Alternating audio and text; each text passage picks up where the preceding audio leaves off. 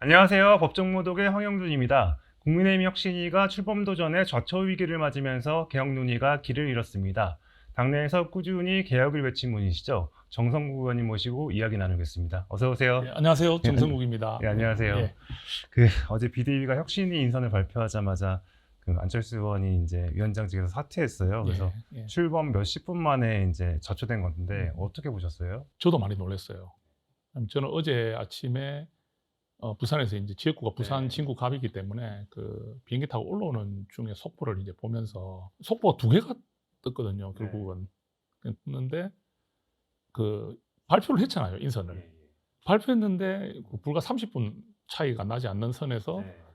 안철수 우리 그 의원께서 이렇게 사퇴를 하겠다 하니 이게 도대체 예. 어떻게 되고 있는 건가. 그래서 제가 이제 비행기 내리고 나서 이제 좀 알아봤어요. 이게 예. 어떻게 돌아간 것이냐 하니까 이게 아무래도 대화상에서 서로 간에 의견에 있어 가지고 합의가 안 된 것 같습니다. 그래서 안철수 의원의 입장에서는 충분히 좀 이해가 되는 게 예. 혁신위원장이라는 자리를 항상 주면 정권을 줘야 그렇죠. 돼요. 정권에 대한 이야기를 하게 예. 되거든요. 그러면 우리가 뭐 정권을 부여했다 하더라도 실제로는 안 들어주는 경우들이 있지 않습니까? 근데 정권을 완전히 받았다 하더라도 잘 안 되는 상황이기 때문에 혁신위원장이라는 자리가 성과를 낸다는 게 그게 쉽지가 않습니다. 그런데 그러면 혁신의 제일 기준은 뭐냐면 뭐든지 인적 쇄신이거든요. 우리가 어떤 단체나 어떤 일에 있어서 책임을 지는 경우는 항상 사람이 바뀌는 것을 전제로 합니다. 예. 부처의 잘못이 있으면 장관이 책임을 진다든지, 그죠? 그리고 또 어떤 뭐 우리 어떤 스포츠 경기에서도 어떤 팀이 성적을 내지 못하거나 팬들에 의해서 굉장히 좀 지탄을 받을 때는 감독이 사임을 함으로 인해서 그 인적 쇄신이 새로운 변화를 주는 어떤 의미를 항상 주게 되지 않습니까? 정치권도 그런 의미가 있습니다. 우리가 보면 이선으로 물러난다든지 아니면 불출마를 선언한다든지 하는 그런 부분들은 인적 그 쇄신을 통해서 국민들께 새로운 변화를 보여드리는 상징이 되는 거거든요. 말로만 하지 않는 정치를 보여주는 것이 맞단 말이죠. 그러면 안철수 의원께서 그렇게 인적 쇄신에 대해서 주장하는 것은 당연히 있을 수 있는 일 아니겠습니까? 그죠? 그 부분에 대해서 그 대상이 되는 사람들 같은 경우야 기분이 나쁘고 불쾌하고 억울한 면도 있겠죠. 나름 자기 위치에서는. 그렇지만 혁신위원장이 바라봤을 때 우리 당을 위해서 이런 인적 쇄신이 필요하다는 말은 충분히 할 수 있는 주장이고요. 그리고 또 하나 좀 의아했던 것은 이 혁신위원회를 구성하면 혁신위원장이 위원들을 인선해야 되는 거 아닙니까? 아니 감독을 임명해 놓고 그 코치진을 내가 이런 사람 쓰고 싶다는데 그 구단주가 쓰지 마라 하면은 어떻게 됩니까?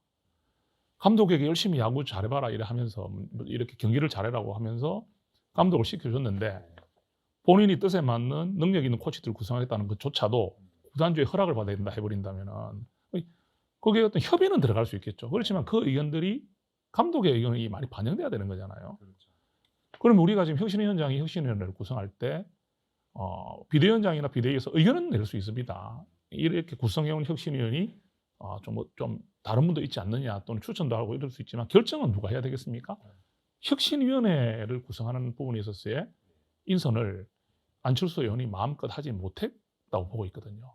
그 이유들이 아마 안철수 의원이 이번에 바로 이렇게 사퇴를 하게 되는 급박한 상황이 벌어진 이유였던 것 같습니다. 안 의원이 그 쌍권 권역세 권성동 이제 전 지도부에 대한 거기에 대한 인적 쇄신을 요구했는데 어디까지 요구했다고 명확하게 말씀을 안 하신 것 같아요. 그걸 뭐 또 출당인지 비대위원장과 주고받은 또 대화를 다 할 수는 없으니까. 그러니까 지금은 뭐 총선은 너무 멀리 있으니 3년 후기 때문에 당장 총선에 대한 이야기를 하기는 좀 빠른 것 같아요. 그렇다고 해서 뭐 자중하라, 자제하라는 정도였으면은 이렇게 크게 나오지 않았겠죠. 아무래도 어떤 조치를 요구했던 것 같아요.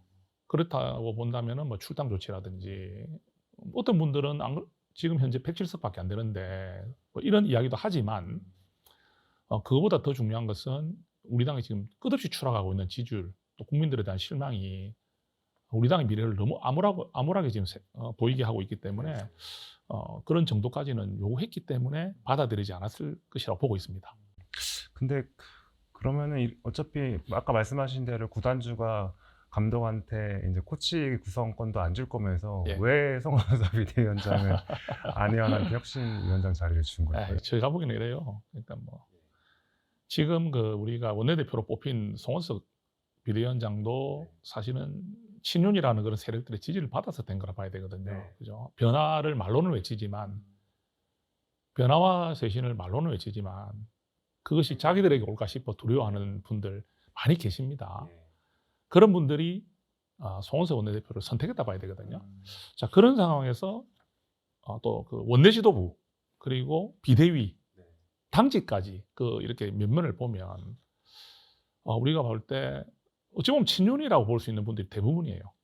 실질적으로 대부분이고 계엄과 탄핵에 선명한 선을 껐던 분들이 잘 보이지 않습니다. 그런 상황에서 굉장히 비판적인 여론들이 많이 올라오잖아요. 친윤 일색이다. 그렇게 당에 앞장서 보시고 있는 분들이 나는 지금 이런 상황에서는 내가 지금까지 보인 행적이 당의 앞에 서기에는 좀 부담스럽다고 빠지는 분도 안 계시고 이러다 보니까 혁신위원장이라도 좀 이렇게 계엄과 탄핵에 선명한 표현을 했던 이런 분을 모셔야 되겠다는 그 전략적인 부분이 작용했기 때문에 안철수 의원을 선택했다고 보거든요. 예. 그랬는데 막상 메스가 자신들을 향한 것 같으니까 뭔가 이건 여기까지만 해, 여기까지는 안 돼, 약간 이렇게 선을 그은. 그렇게 볼 수도 있을 것 같아요. 네. 이제 생각보다는 혁신위를 시작하기 전부터 인적 쇄신을 딱 요구했다고 봐야 되지 않겠습니까? 이게 혁신원들을 이제 발표하는 그때 이게 선행되지 않으면 어렵다는 그런 거 강하게 푸시를 한 걸로 알고 있거든요. 그래서 아무래도 서로가 처음에는 송원석 비대위원장이 봤을 때도 안철수 의원이 필요했고 또 안철수 의원도 어떻게 보면 본인의 존재감도 필요한 것이고 어떤 자리를 통해서 존재감이 나타나는 거잖아요. 언론에도 많이 또 나오게 되고 본인의 존재감을 드러내고 또 이번에 대선 과정을 통해서 조금 본인에 대해서 호의적인 여론들이 생긴 것에 대한 그런 부분에 대해서 혁신위원을 이끌면서 본인에 대한 이미지를 좀 더 부각시키고 정치를 지금 끝낸 게 아니잖아요. 더 계속 해나갈 뿐 아니겠습니까? 서로가 맞았다고 봐야 되겠죠. 그런데 이렇게 좀 파국으로 치달으니까 저도 국민의힘의 한 의원으로서 또 이렇게 국민의힘의 모습이 이렇게 좌초하고 멈추고 나가지 못하는 모습이 너무나 안타깝습니다. 안 의원은 어제 어쨌든 혁신위원장 사퇴하면서 이제 메스 대신에 직접 칼을 들겠다고 하면서 이제 혁신 당대표 출마하겠다라고 밝혔는데 그 당대표 당선 가능성은 얼마나 있다고 보세요? 안철수 의원의 당선 가능성 말이죠. 뭐 그분도 나름은 표를 가지고 있다고 봐요. 왜냐하면 지난번에 대선 경선 과정도 4강에는 들어갔지 않습니까? 최종 결선에 올라가지 못했죠. 그리고 안철수 의원이 당내 세력이 없다는 단점은 있습니다. 지금 안철수 의원께서 안철수계라는 게 없지 않습니까? 사실 함께하는 의원이 제가 보기에는 뭐 한 분도 없는 것 같아요. 그러면 뭐 폄하하는 게 아닙니다. 실제로 그런 것 같고요. 그렇게 본다면은 본인이 그렇지만 이제 국민적으로 인지도가 확실한 분이시고 또 대선 후보로서의 그 급을 유지하고 계시는 분 아니겠습니까? 그리고 한동훈 전 대표께서 출마를 하냐 안 하느냐에 따라서 많은 변화가 있을 수 있다고 봅니다. 만약에 한동훈 전 대표께서 출마를 한다면 안철수 의원의 그 파괴력은 낮아질 수밖에 없지만 한동훈 전 대표께서 만약 불출마를 하신다. 그래 된다면은 그 한동훈 전 대표를 바라보던 어떤 지지라든지 마음들이 갈 곳을 찾아야 되는데 그러면 지금 뭐 이번에 출마 선언을 한 조경태 의원이나 안철수 의원으로 좀 갈 가능성이 좀 있다고 봐야 되지 않겠습니까? 그러면 안철수 조경태 이렇게 나오면서 이제 이야기가 될 것이기 때문에 나름은 그 어느 정도의 그런 득표는 할 것이다. 예, 그렇게 생각을 합니다. 이번 사태를 보면서 당내 여론 의원들 반응은 주로 어때요? 누가 잘했다 잘못했다 약간 이런 게 좀 있습니까? 뭐 이제 또 우리가 말하는 우리 당이 또 이렇게 좀 서로가 분열돼 있다 얘기를 하는데 뭐 그런 부분은 안타깝지만 또 개파라는 건 또 늘 좀 존재하잖아요, 그죠? 정치를 혼자 하는 게 아니니까 너무 그렇게 부정적으로만 볼 수는 없는 것 같습니다. 그죠? 어떤 곳이든 뭐 개파 싸움으로 인해서 뭐 이런저런 말을 하면 저도 정치를 해보니까 함께 공동의 목표와 공동의 방향성을 가지고 하는 분들이 함께 이렇게 정치를 하는 부분을 그런 부분을 무조건 마이너스적인 요소로만 볼 수는 없거든요. 예, 그래서 저는 안철수 이번에 그 의원의 그런 방향을 또 보고 하면서 저는 그런 어떤 부분이 좀 약한 부분이 있었다. 안 의원께서는 주변에 있는 분들과 좀 같이 이렇게 움직이는 정치를 하셨으면 좋았지 않겠나. 그런 후배로서의 좀 조언을 좀 드리고 싶어요. 이제 오늘 아침에 이제 송원석 비대위원장이 이제 새 위원장 임명하겠다고 했어요. 예. 어쨌든 혁신 활동은 계속 새 혁신위원장이죠. 새 혁신위원장을 임명하겠다. 어제 사태에 대해서 뭐 사과의 말씀을 드리면서 어쨌든 하겠다고 하는데 그럼 누구를 하겠다는 건지 뭐. 저는 지금 이게 가능할지 잘 모르겠습니다. 사실 잘 안 보여요.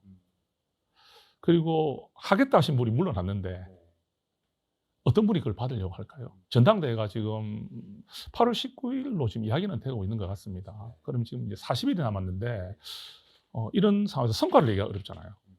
성과를 내기 어렵고 혁신의 한계를 또 실감을 한 상황인데 당내든 당외든 이 부분을 다시 맡아서 또 새로 인선을 하고 협상하고 하는데 너무 많은 시간이 소요될 것 같기 때문에 제가 볼 때는 다시 혁신을 출발하는 것이 쉽지는 않을 것 같다. 그래서 지금 당에서 우리 지도부가 안철수 의원이 그만뒀다 해서 여기서 멈추겠다 할 수는 없으니까 혁신을 다시 한번 꾸려보겠다는 의지는 보일 수가 있는데 현실적으로 저는 좀 쉽지 않을 것이다 보고 있습니다. 예. 하여튼 뭐 국민의힘 상황이 지금 국민들 보기에도 참 답답할 것 같아요. 뭔가 하여튼 혁신을 하겠다고 했는데 정작 혁신위원장 사퇴해버리고 또 뭔가 이렇게 계속 지지부진하게 이제 전당대회 뽑힐 때까지는 뭔가 이 상태로 갈 수밖에 없잖아요. 예. 최근에 여론조사 보니까 민주당, 국민의힘 지지율의 2배더라고요. 민주당 지지율이. 그래서 지금 어떻게 당을 좀 바꿔야 된다고 보세요? 정말 좀 많이 좀 괴롭습니다. 괴롭고 지금 지금 지지율들이 좀 일관되게 나오고 있는 것 같습니다. 그러니까 저희가 많이 떨어졌고요. 좀 충격적인 부분은 TK 지역조차도 지지율이 많이 빠지고 있다는 부분들, 그리고 부울경 PK 같은 경우도 지금 굉장히 지금 위급한 정도로 느끼거든요. 특히 이재명 대통령이 해수부를 또 부산으로 이전하겠다는 부분 때문에 지금 전재수 장관을 또 임명하면서 부산에 공략을 하고 있습니다. 예. 부울경의 민심을 얻겠다는 게 크지 않습니까? 그래서 저희 당이 지금 사실 이게 활로가 보이지가 않습니다. 그래서 활로를 보이려면 방법은 변화와 쇄신을 몸소 보여주는 건데 말로만 지금 100번 1000번 이야기하면 뭐합니까? 지금 우리 당이 그런 상황이거든요. 그리고 이 말씀 좀 드리고 싶어요. 쇄신을 이야기하고 변화를 이야기하고 잘못된 부분을 지적하면 항상 분열을 획책한다고 이야기합니다. 예. 똘똘 뭉쳐야 된다고. 윤석열 전 대통령 그때 정말 지지율이 10%대로 떨어지면서 김건희 여사 리스크 이런 것들이 올라올 때 의대 그런 부분들 해결 안 되고 할 때 있지 않습니까?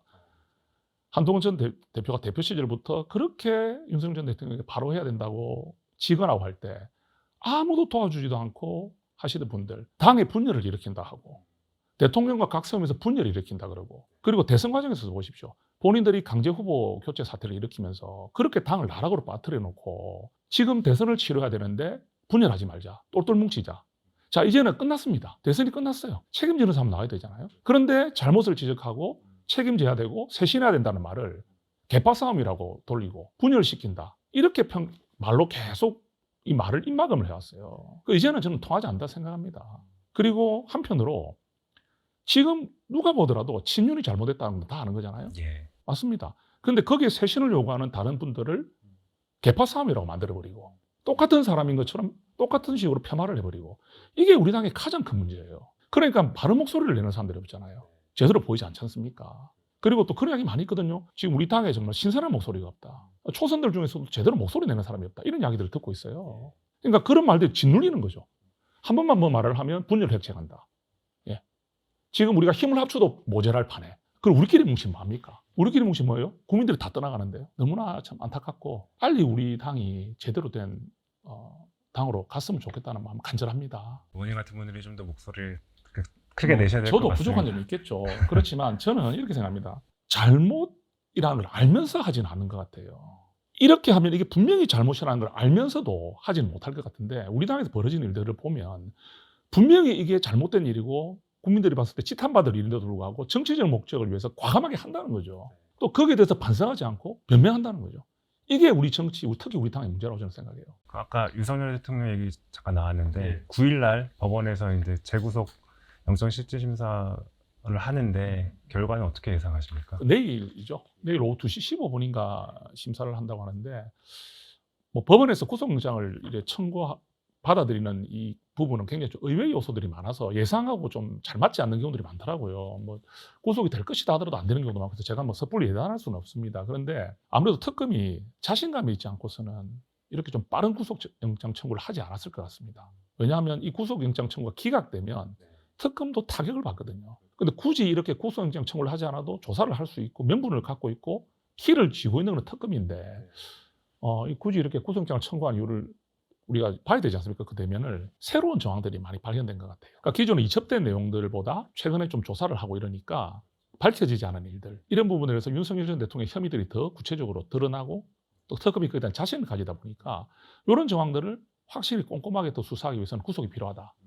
그런 부분이 있었던 것 같고, 또 하나는 윤석열 전 대통령의 태도 아니겠습니까? 어떻게 보면 법치를 가장 외쳤던 분이고 또 대한민국의 검찰총장을 지낸 분이고 정의를 외쳤던 분인데, 본인께서 지금 이렇게 조사를 받고 하는 태도들이 굉장히 불성실하고 이렇게 기싸움하는 느낌, 불필요한 기싸움. 그러니까 전직 대통령으로서 지금 수사를 성실하게 받아야 되는 분이, 국민을 대표했던 분이 저런 모습을 취하니, 그렇다면은 우리가 저런 신랑이를 버릴 필요도 없고 그런데 에너지를 소비할 필요도 없으니 구속을 해서, 구속 요건을 갖춘 구속을 해서 조사를 하겠다는 의지인 것 같거든요.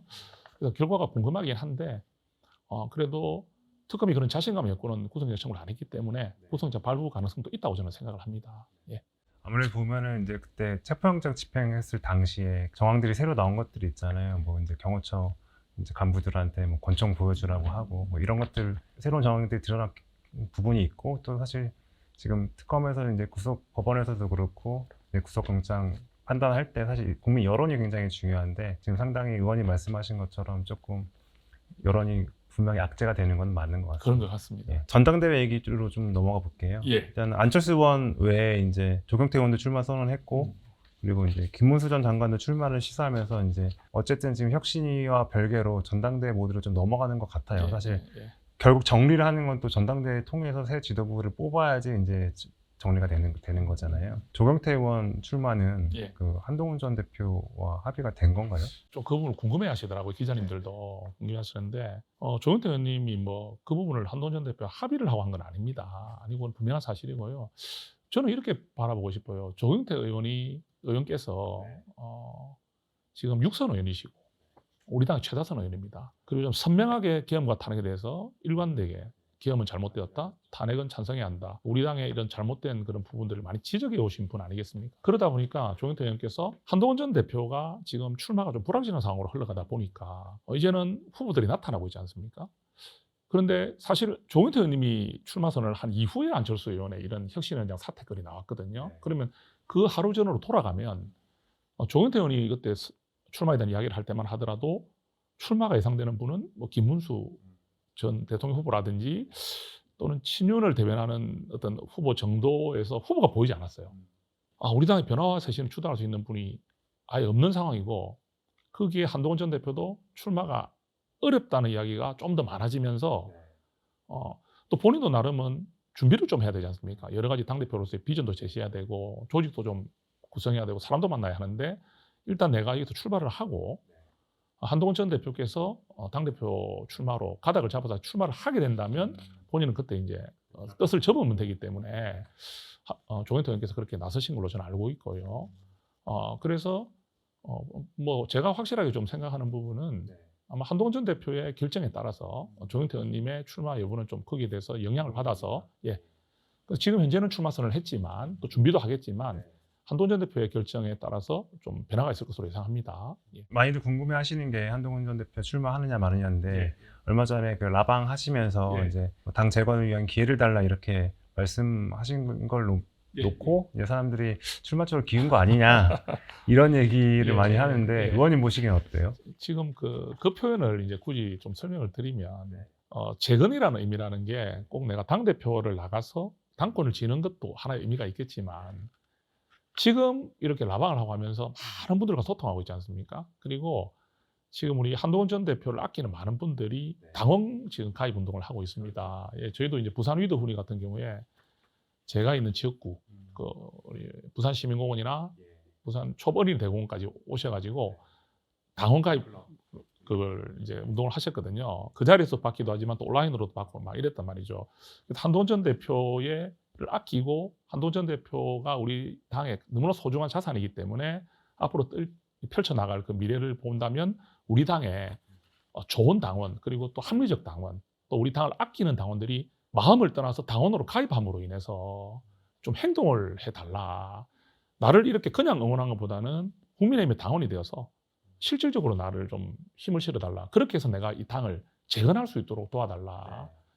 그러면서 또 정치 플랫폼 같은 경우도 지금 고민하고 있다는 말도 들리지 않습니까? 그런 경우를 말씀드린 것이라고 봐야 되는 것이고 그 표현이 내가 당대표를 나가겠다는 의미로 연결하기에는 표현이 좀 다른 거라고 저는 생각을 합니다. 그래서 한동훈 전 대표와 제가 가장 또 최근에도 또 소통을 하고 있기 때문에 정말 지금 이거는 저도 다른 데서 말씀드리지만 한 전 대표께서 이렇게 고심에 빠지는 이런 제가 탄핵 전국에서 그 탄핵을 찬성하고 하는 그 순간 있지 않습니까? 그때도 그 어려운 결정도 지금 소신 있게 하셨거든요. 속도감 있게. 그 탄핵을 좀 미루자. 이런 여론이 그래 많은데 불구하고 어떻게 하든지 탄핵을 피할 수는 없다. 우리가 일주일 더 미루는 것에 미루면서 우리가 더 망가지는 것보다 탄핵을 할 수밖에 없다면 지금 하지 않은 식으로 결단을 내리시는 모습 보면서 이게 한동훈의 어떻게 보면 장점인데 남들이 쉽게 하지 못하는 계엄이 딱 터진 날에 바로 계엄 해제 표결에 의원들과 함께 뛰어들어가고 기자들 앞에서 위헌 위법적 기한을 막겠다고 하는 그 판단력과 소신은 누가 따라갈 수 있겠습니까? 어찌 보면 그게 나라를 구한 거거든요. 보수를 살린 것이고. 그죠?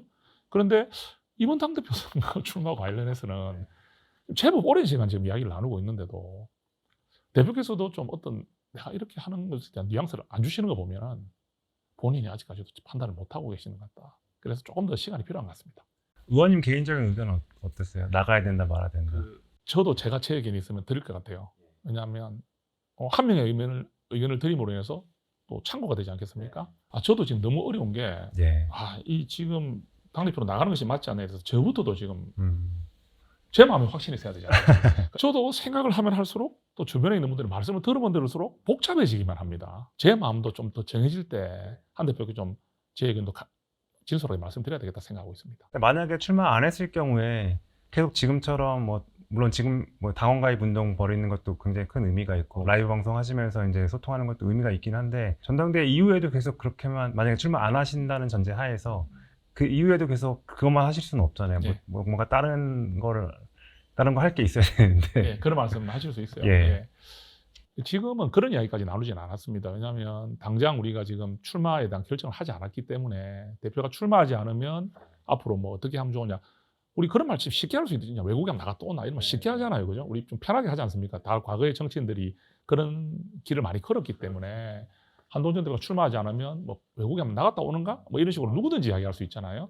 그런데 지금 저희가 보기에도 한 대표가 지금 아직까지 마음을 어느 쪽으로 결정하지 않은 상태이기 때문에 출마하지 않으면 이렇게 하십시오. 이렇게 하는 게 좋겠습니다. 이게 어떻습니까? 하는 이야기까지는 아직 나오는 상태는 아니고 저희는 지금 현재 대표가 출마하는 것이 맞느냐 안 맞느냐에 대한 고민들을 주변에 있는 의원들이라든지 또 한동훈 전 대표를 아끼는 많은 분들이 그쪽에 지금 좀 집중하고 있다. 이래 봐주시면 될 것 같습니다. 한동훈 대표가 안 나오고 친윤계에서 또 당권을 잡게 되면 계속 점점 더 이제 친한계의 입지는 줄어들 수밖에 없는 상황이죠. 이게 사실 지난번에 원내대표 선거할 때도 보면은 결국에는 친한계는 당내에서 이제 20여 명 정도 소수파에 불과하다는 게 약간 증명됐다는 얘기들이 있었는데 확장은 잘 안 되는 건가요? 지금 이렇게 좀 된 것 같아요. 물론 친한계 숫자를 보통 20명 좀 많이 보면 25명, 30명까지 보는데 물론 거기서 확장이 되고 하는 부분까지라 말씀드릴 수는 없지만 이런 부분이 있습니다. 과거에 이제 찐윤, 친윤이라 했던 분들 중에서 분화라든지 그분들의 색깔이 옅어지면서 지금 중간지대로 많이 지금 이제 편성이 되는 느낌입니다. 그래서 물론 아직까지도 우리가 말하는 친윤이라는 세력에 있는 분들이 숫자가 많지만 그분들에서 이제는 옅어지는 느낌이 분명히 보이고 있습니다. 그렇기 때문에 제가 보기에는 한동훈 전 대표께서 당대표에 출마하지 않아서 있을 그 시간들 속에서 우리 친한계가 위축된다. 사실 저희들 지금 근데 송호선 원내대표가 되고 나서 원내 지도부라든지 비대위라든지 그다음에 지금 당직 같은데 저희들 기용 안 하잖아요.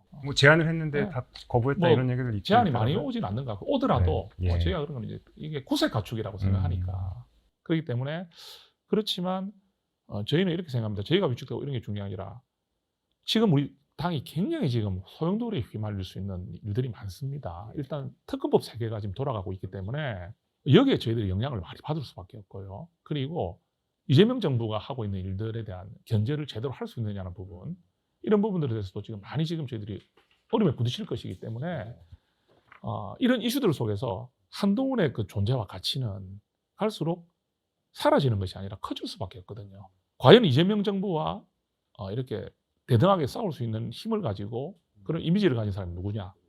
이거는 친윤들이 거부한다고 되는 것이 아닙니다. 우리 당이 이 특검법을 지나 미래로 나아가고 지방선거까지 가고 그 이유를 대비하기 위해서 우리 당을 이끌어갈 인물이 누구냐에 대한 그 부분은 오히려 한동훈에 대한 그런 그리움이라든지 한동훈에 대한 존재가 더 커지는 계기가 될 수 있다고 저는 보거든요. 그런 중에 저희는 국회의원으로서 친한계가 꼭 당의 그런 뭐 역할을 맡는 걸 떠나서 저희 각자의 국회의원으로서 역할, 또 국민의힘 의원으로서의 역할, 또 우리 당원들, 우리 각 지역마다 또 있는 당원들에 대한 그런 어떤 스킨십이라든지 그런 관계를 통해서 우리 당을 좀 더 변화시키고, 그죠? 하나하나 물결을 바꿔가는 역할을 저희가 하면 되거든요. 그래서 당장 뭐 줄에서 좀 떨어져 있다 해서 뭐 저희들이 위축된다기보다는 오히려 우리 친한계 의원들과 함께 또 중립에 있는 의원들이 더 소통이 되고 이러면서 결국은 한동훈이 아닌가 하는 이런 여론들이 더 형성될 수도 있지 않겠습니까? 그래서 저희는 그런 부분으로 앞으로 뭐 시간이 좀 흘러가지 않겠나, 올해 연말까지 그렇게 예상을 해봅니다. 이재명 정부 얘기도 좀 해볼게요. 이제 출범한 지 한 달 좀 넘었는데 이재명 대통령 그 지금까지 행보는 좀 어떻게 평가하세요? 하루하루가 행복할 것 같아요. 전임 정부, 윤석열 정부가 이렇게 너무 사실 회복하기 어려울 정도의 타격을 받고 탄핵이 되었고, 또 거기에 대한 책임에서 저희 당이 자유로울 수가 없기 때문에 이재명 정부가 하는 실착이라든지 그런 부족한 부분들이 드러나지 않는 것 같습니다. 그리고 대선 이후에 저희 당이 변화와 쇄신, 반성을 실천으로 보이고 좀 행동으로 보이는 것들이 나타났다면 상황이 좀 달라졌을 텐데, 아쉽게도 지금까지 흘러온 시간들을 보면, 또 특히 어제 혁신위까지 좌초되는 걸 볼 때 국민의힘은 개혁 의지가 없고 변화 의지가 없다, 말뿐이다는 식의 인식들이 더 강해지고 있는 상황에서 이재명 대통령이 하고 있는 정책에 대해서 우리가 하는 비판이 과연 국민들이 건전한 비판으로 받아들일까, 참 아쉬운 마음이지만 너거나 똑바로 해라, 이런 말을 들을 수밖에 없잖아요. 또 새 정부가 출범하면 또 기대감이 있지 않습니까? 기대감도 있고, 그리고 또 지금 추경을 통해서 또 국민들께 또 이제 지급하는 형태의 부분이라든지 이런 쪽으로 해서 국민의 마음을 헤아리는 쪽으로 지금 또 정책을 펴면서 또 그런 데 대한 또 기대도 많이 얻고 있는 것도 있는 것이고, 저희는 거기에 대해서 또 비판도 했지만 그런 상황이기 때문에 지금 김희석 후보자의 총리 임준이라든지 지금 또 뭐 법들도 강행 처리하는 부분들도 지금 여전히 하고 있거든요. 이재명 대통령이 말로는 협치한다 그러지만 실제로는 이거는 대통령이 아니고 국회 일이야 이러면서 국회가 마음대로 할 수 있도록 해주고 있거든요. 지금 그럴듯하지 않습니까? 이거는 국회 영역이니까 내가 간섭할 바가 아니다. 근데 그 당정 협의 다 하잖아요. 여당이 대통령과 관계가 없다는 게 말이 안 되잖아요. 그런데 그렇게 말을 하면서 이건 민주당에서 알아서 하는 거라는 식으로 포장을 하고 있거든요. 근데 저희가 거기에 대해서 합리적인 비판을 하는 것조차도 저희의 허물이, 기존의 허물이 너무 컸고 지금의 저희 모습이 국민들의 기대에 전혀 미치지 못하기 때문에 저희가 이렇게 지지율이 떨어지고 지금 위기가 올 수밖에 없다고 저는 보거든요. 그래서 이재명 정부가 하는 일이 당분간은 좀 탄력을 받을 것이다. 그래서 지지율이 60%가 넘게 나오는 것도 저는 그 이유가 있다고 생각을 합니다. 예. 또 인사청문회 전국이 열리는데 그 중에서 이제 의원님이 교육이 맞습니다. 또 교육계 출신이시기도 하고, 그 이진숙 교육부 장관 후보자는 좀 어떤 것 같습니까? 저도 사실 이진숙 교육부 장관에 대해서 전혀 모르는 분이었어요. 저도 이제 한국교총 회장도 했고 또 국회의원으로 또 1년 있었기 때문에 뭐 교육자에서 좀 나름 좀 저명하고 인정받고 있는 분들에 대한 조남은 여러 번 좀 들어봤을 거 아니겠습니까? 조금 생소하다는 생각은 했었고요. 물론 충남대 총장까지 얘기하셨지만 무슨 이유가 있으니까 하지 않았겠습니까? 그죠? 그래서 또 특별하게 무슨 정치적인 연이 있어서 또 된 것 같지는 않아요. 그래서 저분을 이렇게 후보자로 정했다는 것은 이유가 있어서 그냥 생각해서 좀 지켜봤는데, 지금 이제 나오고 있는 그런 의혹들이 상당히 좀 심각합니다. 이게 우리 말씀하신 대로 교육부 장관이잖아요. 그런데 우리가 봤을 때 절대 해서는 안 되는 문제가 생긴 거죠. 지금 제자의 논문을 가로채기 하는 부분들, 그리고 표절하는 부분들, 중복 게재하는 부분들, 이런 부분들은 관행이라고 할 수 없는 내용들입니다. 예. 그건 관행이라는 이야기는 예전에 이미 다 끝나버린 이야기였어요. 굉장히 엄격하게, 굉장히 엄중한 그런 사안으로 보고 있는데, 여기에 지금 이런 부분들이 적나라하게 드러나 버렸거든요. 그러면 학생과 학부모에게 무슨 말을 할 수가 있죠? 선생님들에게, 학생을 가르치는 선생님들에게 저분이 펼치는 교육 정책이 정말 어떻게 바라볼까요? 우리가 학생은 선생님을 보고 배우고 부모를 보고 배우지 않습니까? 그럼 우리 교육 관련 단체들은 교육부 장관의 그 모습을 보면서 우리 또 많이 또 투영이 되잖아요. 그리고 또 하나 더 나온 기사가 있던데요. 확인을 제가 봤는데 두 자녀가 미국에서 그 고등학교를 다니고 그 미국 명문대에서 학사, 석사, 박사학위를 취득하고 하는 그런 이제 이야기들이 나옵니다. 내 자녀를 뭐 미국에 보내서 공부시키는 게 무슨 죄냐 이렇게 생각할지 모르지만 교육부 장관이 가져야 될 가장 중요한 역할은요. 유초중등 교육입니다. 초중등 교육이죠. 물론 대학에 관련된 부분도 교육부 장관이 굉장히 중요하게 생각을 해야 되지만 가장 더 중요한 것은요. 유초중등 교육입니다. 그 교육감들이 유초중등을 관할하는 분들 아닙니까? 그죠? 늘 시도 교육감들하고도 만나잖아요. 그죠? 그런데 본인도 지금 유초중등 경험이 없는 대학 교수 출신의 총장이라는 데 대해서 현장 경험이 없다는 데 대해서 아쉬움을 많이 표현하고 있습니다. 그런데 자녀도 우리나라 안에서 고등학교까지 졸업하고 대학을 가고 한 케이스가 아니라 고등학교도 미국에서 다니고 미국에서 대학을 다니고 하는 경우라면 적나라하게 펼쳐지고 있는 대한민국의 이 초중등 교육에 대해서 이해도가 더 떨어질 거 아니겠습니까? 과연 이분이 결정을 하게 되죠. 실무진에서 아무리 바른 정책을 제시하더라도 최종 결정을 갖고 있는 장관이 거기에 대한 현장 감각이나 그죠? 그런 경험이 없다면은 그 판단에 있어 가지고 굉장히 어려움이 생길 수 있지 않겠어요? 교육 정책은 한 번 잘못 판단하면 그 미치는 영향이 어마어마합니다. 그래서 그런 과거 사례를 우리는 많이 봤잖아요. 교육부 장관들을 보면서. 그래서 저는 굉장히 지금 교육부 장관 후보자로서 자질에 의심을 받을 수밖에 없다. 청문회에서 밝히고 있겠다 하지만 굉장히 엄중한 혹독한 검증이 있을 것이라고 저는 말씀드립니다. 다음 주에 하여튼 인사청문회에서 의원님 활동 좀 기대해 보겠습니다. 다음 주에 있습니다. 예. 그 마지막으로 이제 아까 말씀하신 것처럼 지금 이제 야당에서 무슨 얘기를 해도 잘 안 먹히는 상황인데 국민의힘이 야당으로서 이제 존재감을 회복할 수 있는 방법이 뭐가 있을지 마지막으로 한 말씀 부탁드릴게요. 마지막 질문이 제일 어렵네요. 지금 당분간은 저희들이 좀 이렇게 일방적으로 좀 그냥 편하게 표현하면 좀 두드려 맞는 시기인 것 같아요. 예, 그래서 이 시기에 물론 우리 야당 역할을 열심히 잘 해야 되겠지만 여기에 좀 기죽거나 여기에 저희들이 좀 매몰되어 가지고 우리는 이제 안 되는 건가 이런 저희 스스로가 자포자기하는 분위기로 가서는 안 되겠다 생각을 합니다. 지금은 저에게 모든 지금 이 기울어져 있는 상황이에요. 이런 상황에서 저희가 의지를 가지고 노력을 하는 부분은 최선을 다해야 되겠지만 이게 결과가 잘 보이지 않고 국민들에게 잘 이게 받아들여지지 않고 할 때의 부분들에 있어서 저희들이 스스로가 거기에 대해서 좀 실망감을 가지거나 이렇게 좀 무기력해지는 부분들은 정말 경계해야 되지 않겠나 생각하고요. 기회가 올 거라고 생각합니다. 그러면 이 정부의 이 추진과 정책이라는 것은 초기에는 이렇게 국민들의 각광을 받고 이래 하다가도 우리 이재명 대통령이나 더불어민주당에서 저는 계속 잘해날 것이라 생각이 않거든요. 분명히 무리수를 두는 일도 생길 수 있는 것이고 또 교만한 정권 또 그런 환경들에서는 분명히 이런 실착이 나오는 경우가 많아요. 특히 견제받지 않는 지금 정권 지금 그 힘이라고 하고 있지 않습니까? 이런 경우에는 본인들이 지금 하고 있는 것들이 다 맞다고 생각하게 되거든요. 그러면 어떻게 되겠습니까? 국민들은 권력이 결국 한 곳으로 가니까 이런 일들이 벌어지고 이제는 일방적으로 정치를 하는 것들이 일상화되겠구나. 그러면 내년 지방선거가 이제 1년 앞으로 와 있는데 저희가 지방선거도 어렵다 하지만 그런 일이 조금 더 빨리 오면 올수록 대한 세력, 견제 세력에 대한 그 인식을 할 수밖에 없지 않습니까? 그럴 때 저희들이 잘 웅크리고 있다가 한 번에 펼쳐나갈 수 있는 저희들이 좀 그런 준비를 해야 될 것 같고 그 과정에서 지금 당대표는 중요하다. 당대표가 미래를 이룰 수 있는 또 변화와 쇄신을 몸소 실천할 수 있는 분이 되었으면 좋겠다. 과거와 연결되어 있는 분이 되어서는 안 된다는 말씀을 좀 드리고 싶습니다. 알겠습니다. 지금까지 정성구 의원님이었습니다. 감사합니다. 예, 고맙습니다. 감사합니다.